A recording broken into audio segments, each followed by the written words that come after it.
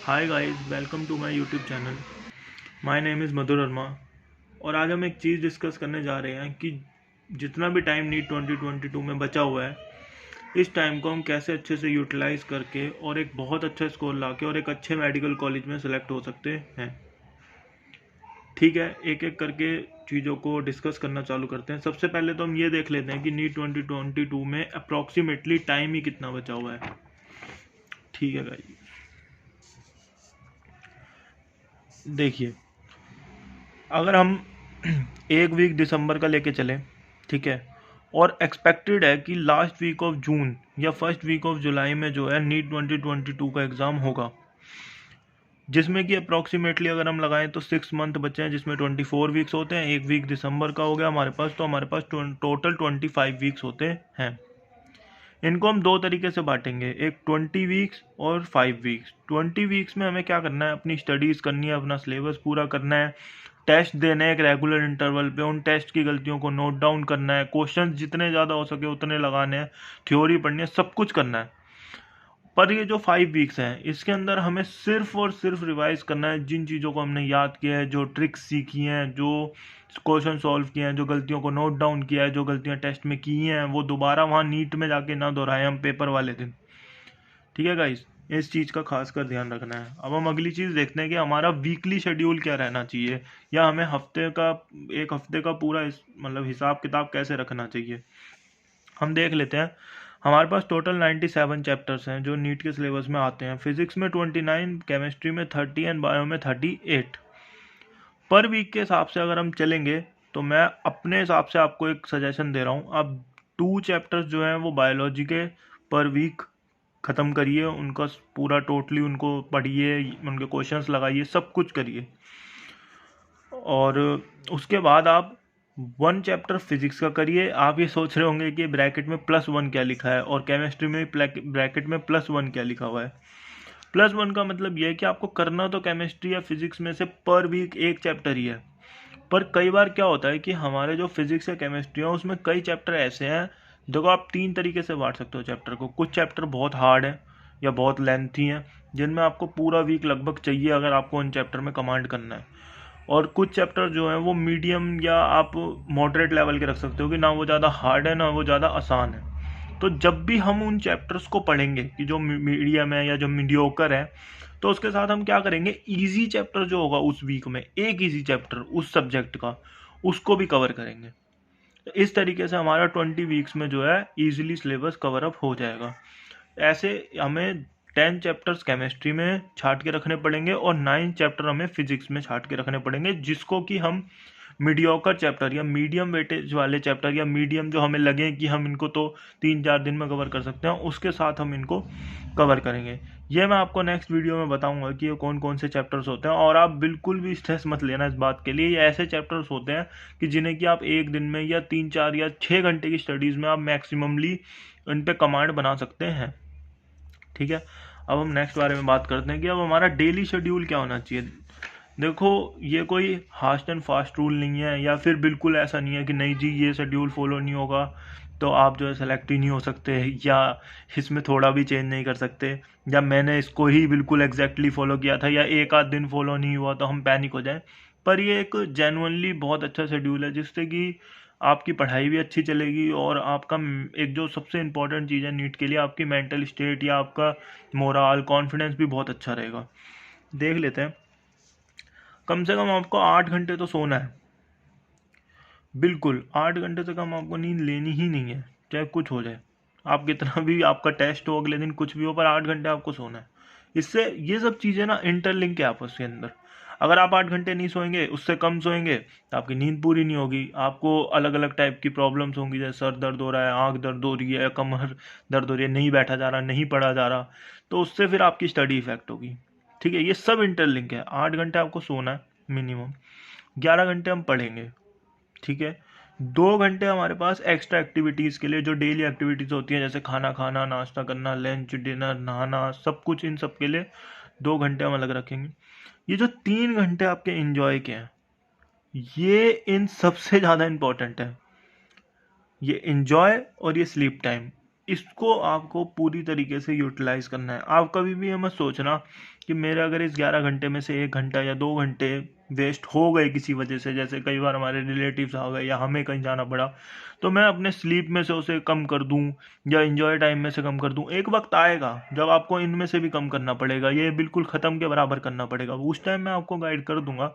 पर अभी बहुत लंबा समय, एक बहुत लंबा समय, मैं जानता हूँ आपको लग रहा होगा कि बहुत छोटा टाइम है, कि 6 महीने से या 7 महीने तो बचे हैं, और आप बोल रहे हो कि बहुत लंबा समय है। पर रियली मैं बोल रहा हूँ, अगर आप अभी से 15-16 घंटे डेली पढ़ना चालू कर दोगे, तो आप 1 1.5 2 महीने या 3 महीने के अंदर सैचुरेट हो चुके होगे, और जिस टाइम आपको उस लेवल पे पढ़ना है या उतना पढ़ना पड़ेगा, आप बिल्कुल नहीं पढ़ पाओगे।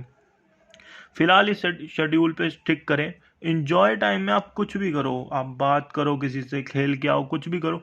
आपको ऐसा कुछ करना है कि जिससे कि आपका माइंड फ्रेश हो, बिल्कुल। और आप कुछ भी कर सकते हो, गेम खेलो, फ़ोन चलाओ, इंस्टाग्राम पे रील्स देखो, कुछ भी करो, बस आपको पढ़ाई से हटना है। इस 3 घंटे में आप पढ़ाई के बारे में कुछ मत सोचो, आपके टेस्ट में स्कोर कम आया, ज़्यादा आया, मेरे से क्वेश्चन नहीं बने, ये नहीं हुआ, मेरा सिलेबस छूट गया, पर आपको बिल्कुल नहीं सोचना। ठीक है, अब आगे देखते हैं कि हम अपने स्टडी के 11 घंटों को कैसे डिवाइड करेंगे। आप इसमें से फिजिक्स के लिए 4 घंटे दीजिए, बिल्कुल। केमिस्ट्री के लिए 4 घंटे दीजिए। बायोलॉजी के लिए आप 3 घंटे दीजिए, ठीक है। फिजिक्स के 4 घंटों को आप कैसे डिवाइड कर सकते हैं? फिजिक्स और केमिस्ट्री दोनों के लिए सेम है। 2 घंटे आप थ्योरी पढ़िए। थ्योरेटिकल नॉलेज सबसे ज़्यादा ज़रूरी है। क्वेश्चंस आप एक बारी को ना भी लगाएं किसी सब्जेक्ट के, चल जाएगा, आपका वहाँ पे क्वेश्चन बन सकते हैं बिना क्वेश्चन लगाए भी, पर अगर आपको थ्योरी याद नहीं है तो वो क्वेश्चन बिल्कुल नहीं बनेगा। आप खुद सोचिए, अगर कोई क्वेश्चन फार्मूला बेस्ड डायरेक्ट आ गया और आपको फार्मूला ही याद नहीं है, तो वो क्वेश्चन कैसे बन जाएगा? ठीक है, 2 घंटे आप थ्योरी में लगाएं और उसमें 1.5 घंटा आप फिर क्वेश्चन में लगाएं। जब आप 1.5 घंटा क्वेश्चन उसकी प्रैक्टिस कर लें, तो आप आधा घंटा सिर्फ उस क्वेश्चंस में जो आपने सीखा, जो गलती करी। कई बार ऐसा होता है कि हमने कोई पीछे से देखा और हमने कोई ट्रिक सीखी कि यार ये हम तो ऐसे भी कर सकते थे, हमने वो क्वेश्चन सॉल्व कर लिया अपने तरीके से, पर हमने पीछे से देखा कि नहीं यार ये ऐसे छोटा सॉल्व हो रहा है या बहुत आसानी से सॉल्व हो रहा है, तो उसको बस नोट डाउन कर लो, और उसी नोटबुक पे नोट डाउन करना है जहाँ से आप पढ़ते हो डेली। कोई एक्स्ट्रा नोटबुक बनानी, कोई एक्स्ट्रा पेज पे नोट डाउन नहीं करना, क्योंकि ना वो लास्ट में पेज मिलेंगे और ना वो आपको नोटबुक मिलने वाली, कुछ नहीं मिलने वाला। बस आप वही नोटबुक दोबारा खोलोगे जिसमें से आप अभी पढ़ रहे हो, तो उसी में बस आपको नोट डाउन करना है। उसके लिए आप आधा घंटा दोनों के लिए सेपरेट रख सकते हैं।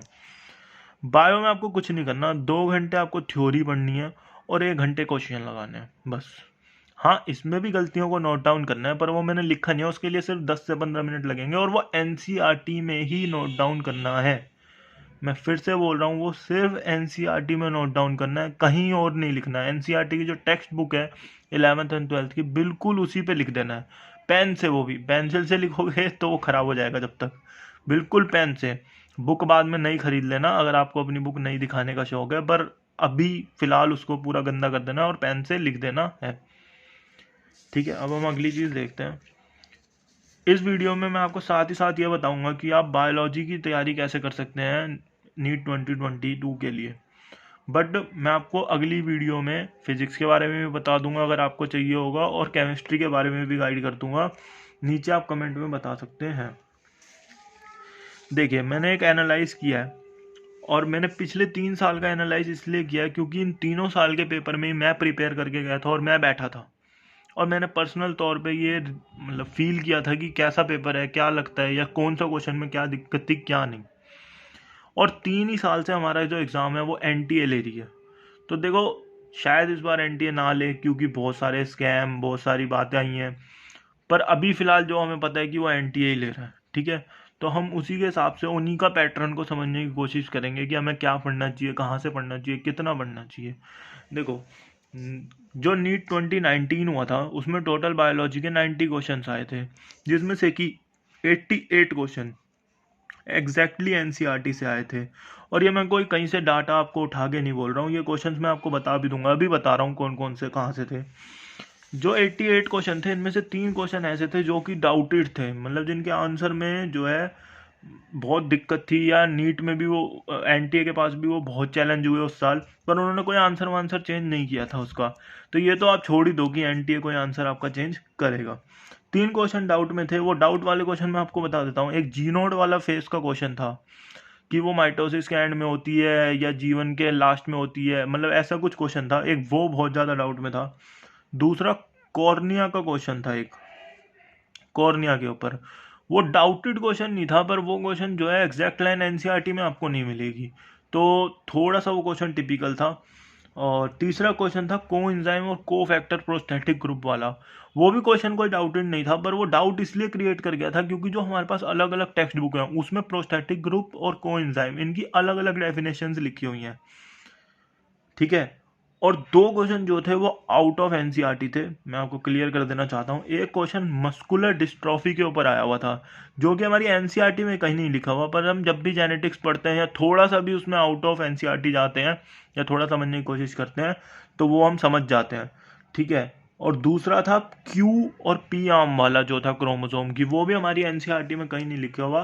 तो ये 5 क्वेश्चन ऐसे थे, तो अगर आप इन 5 क्वेश्चन को बताते हो तो टोटल 85 क्वेश्चन ऐसे थे जो सिर्फ एनसीईआरटी से बिना किसी दिक्कत के आप बिल्कुल ठीक करके आते। 2020 के अंदर 90 क्वेश्चंस थे टोटल, इसमें से 87 क्वेश्चन जो थे वो बिल्कुल एनसीईआरटी से बनते आपके और बिल्कुल ठीक होते। अब मैं आपको 3 क्वेश्चन वो बता देता हूँ जो उसमें एनसीईआरटी में से नहीं थे। एक था आरएनए पॉलीमरेज वाला, कि ओपनिंग ऑफ जो डीएनए है वो कौन कराता है ट्रांसक्रिप्शन के टाइम, एक ऐसा क्वेश्चन था। दूसरा क्वेश्चन हमारे पास था गॉबलेट सेल जो है वो इंटेस्टाइन में किसकी मॉडिफिकेशन होते हैं। ये क्वेश्चन भी कई लोग ये कहेंगे कि एनसीईआरटी से था, मैं भी ये मानता हूँ एनसीईआरटी से था, क्योंकि ये मॉडिफिकेशन हम, पर ये डायरेक्ट एनसीईआरटी में लाइन नहीं लिखी हुई है। मानता हूँ आप कॉल्यूमनर मारेंगे क्योंकि कॉल्यूमनर एपिथेलियम होता है इंटेस्टाइन में, पर डायरेक्ट लाइन नहीं है, इसलिए मैं बता रहा हूँ। और मतलब कोई दिक्कत आपको आ सकती थी इस क्वेश्चन को सॉल्व करने में नीट के अंदर।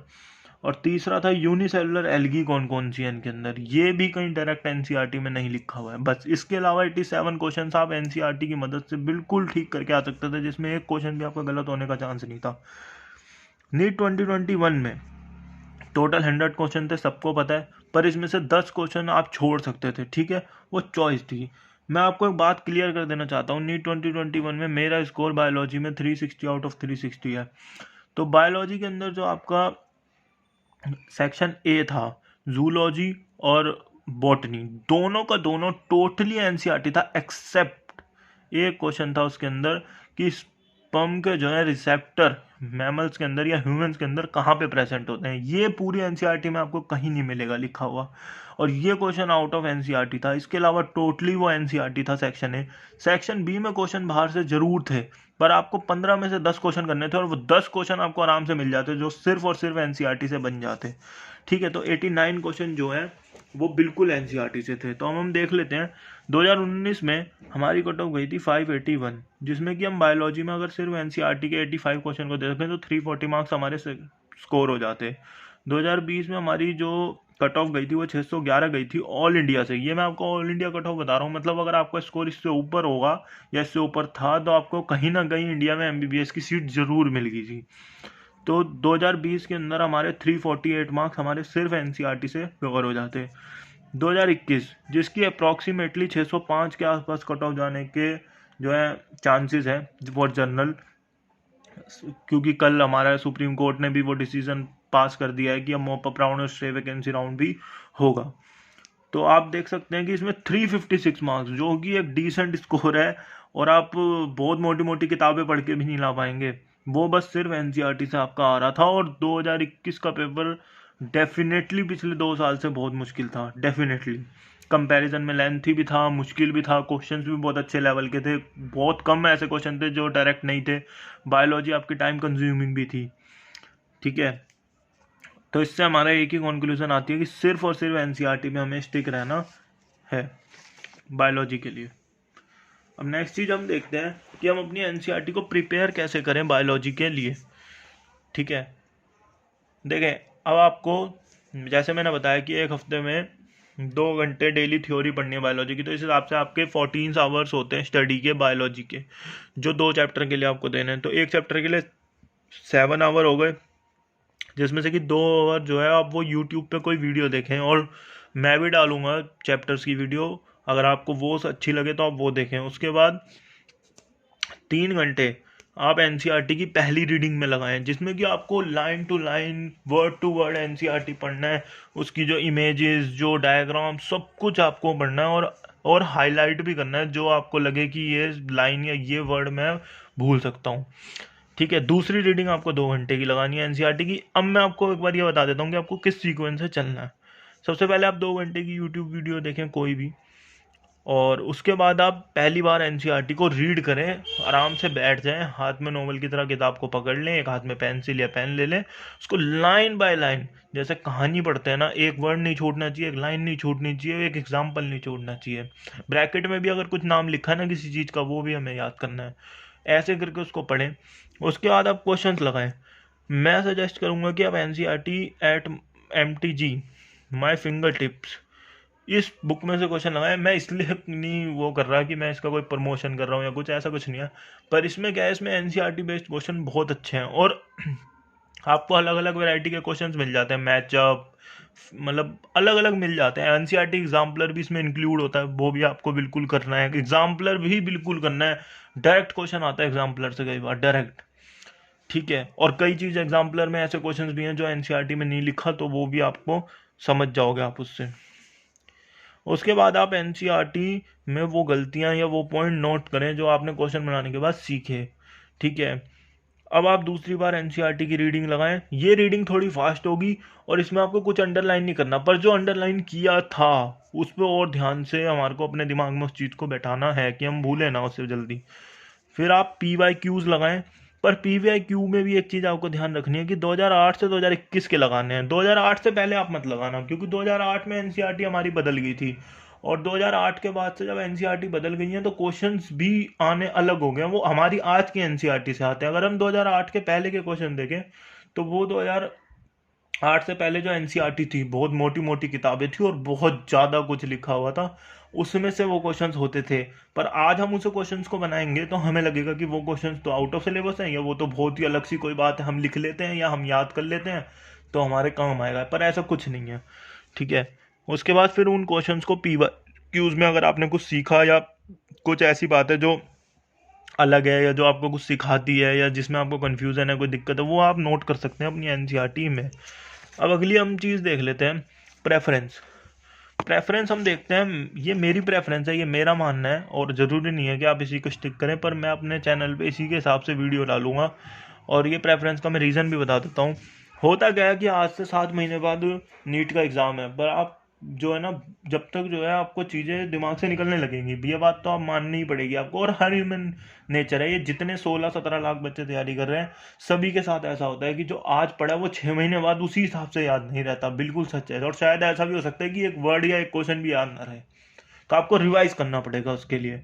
तो हम क्या करेंगे कि पहले कुछ ऐसे चैप्टर्स करेंगे या कुछ ऐसी यूनिट्स करेंगे जिसमें कि हमारे को कंसेप्ट बनाना है। आपने कभी भी देखा होगा, जब हम कोई चीज़ समझ के कंसेप्ट से याद करते हैं ना, तो उसे हम इतनी जल्दी नहीं भूलते। पर जो चीज़ याद करने की फैक्चुअल है, वो तो फैक्चुअल है, उसे तो आपको याद ही करना है। पर उसको हम पेपर के जितनी पास याद करेंगे उतना कम हमें उसको रिवाइज करना पड़ेगा। तो सबसे पहले हम करेंगे यूनिट जो है सेल। सेल यूनिट इसलिए करेंगे क्योंकि ये जो है बेसिक यूनिट है। एक बेसिक यूनिट क्या होता है कि जैसे कि इसमें ये आगे भी यूज़ होएगी, और आगे बायोकेमिस्ट्री, बायोमोलिक्यूल जैसे चैप्टर, और सेल, और इसके अंदर सेल डिवीज़न भी है जो आगे आपको काम आएगा। जैसे कि उसमें रिप्रोडक्शन वाले चैप्टर में human reproduction, meiotic, mitotic division, ये पूरी बायोलॉजी में घूमता रहेगा मियोटिक, माइटोटिक, और जब तक आप समझेंगे नहीं, जब तक इसमें दिक्कत आएगी। दूसरी यूनिट रिप्रोडक्शन वाली यूनिट इसलिए क्योंकि इसके अंदर 2 चैप्टर जो हैं, फर्स्ट और फोर्थ वाला, वो तो बहुत ईजी है, और जो sexual reproduction in flowering plant है वो थोड़ा कंसेप्चुअल बेस है। पर जो ह्यूमन रिप्रोडक्शन है वो आप इमेजिनरी करके, या उसमें इंटरेस्ट बहुत आता है बच्चों को, तो वो आप समझ जाएंगे, और आसान भी है और कंसेप्ट भी आपको थोड़ा बिल्ड होगा। तीसरा जो है ह्यूमन फिजियोलॉजी।